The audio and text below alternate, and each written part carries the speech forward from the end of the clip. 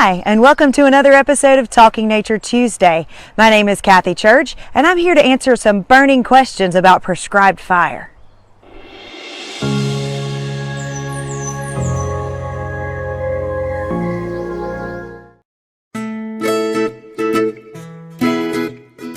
Prescribed fire is a way to purposely set a low-intensity fire to ensure the health of an ecosystem and reduce the risk of dangerous and damaging wildfires.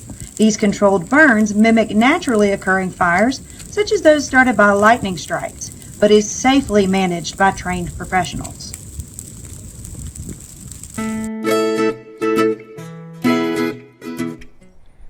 Professional crews from organizations like the Georgia Department of Natural Resources, the Nature Conservancy, and the Georgia Forestry Commission are trained in how to control and extinguish fires to best manage ecosystems. Every wildland firefighter has to take a certification course that includes both written and physical endurance exams. After certification, they take an annual refresher course to make sure that they're up to date on the most current wildlife management practices through fire. Even private landowners can use this tool on their own property. Technical assistance and training from fire agencies can help them burn their woods safely. Prescribed fire is safe for everyone. Before even considering a prescribed fire, a burn plan is created. This plan takes into consideration the landscape, the plants and animals in that burn location, and the overall goals of the burn. Is the goal to reduce leaf litter? Is it to stimulate plant growth? Or is it just to improve overall wildlife habitat? Then next, the plan looks at the weather for the burn. Temperature, humidity, and wind are vital to the safety and success of a burn. It also makes sure to protect the plants and the animals in that burn area and all the people in the surrounding areas. To protect the surrounding area and the people living in it, the burn site is prepared in advance. Fire breaks, or areas that are cut down to the soil, surround the burn site so that the fire doesn't leave its intended area. Large piles of limbs and logs, they may be removed from the perimeter so that that fire doesn't get too hot or too large. And even dead trees, what we call snags, may be cut down to protect the firefighters working on the ground in and around that burn area.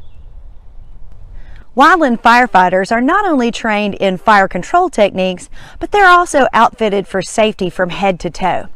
Each person wears a helmet to protect their head, goggles to keep ash and debris out of their eyes, fire-resistant clothing to prevent burns on the body, leather gloves to protect their hands from blisters more than burns, and leather boots so they don't end up a hot foot.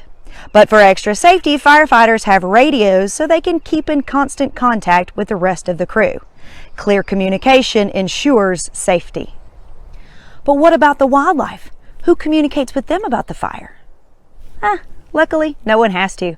Fire is a natural process that has been happening as long as the ecosystem has existed. So the plants and the animals, they're adapted to an occasional fire. Most animals will take cover or escape until the fire is over. That's why we always leave them an escape route. But lots of plants actually need that fire to survive.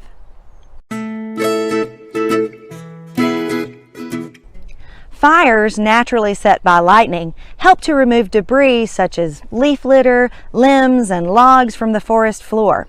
This clearing allows sunlight to reach the plants that are growing there.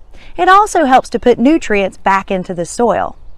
This reduction of extra fuels also helps to prevent wildfires, which can be devastating to plants, animals, and humans alike. Natural fire even helps to get rid of diseases, parasites, and invasive plants, which can kill our native plants. Therefore, if we have more native plants, that means more food and habitat for our native animals. So overall, prescribed fire is just man's way of helping nature carry out its natural processes for the health of our native ecosystem. Now, I hope this answered any of your burning questions you may have had about prescribed fire, and we'll see you again next time on Talking Nature Tuesday.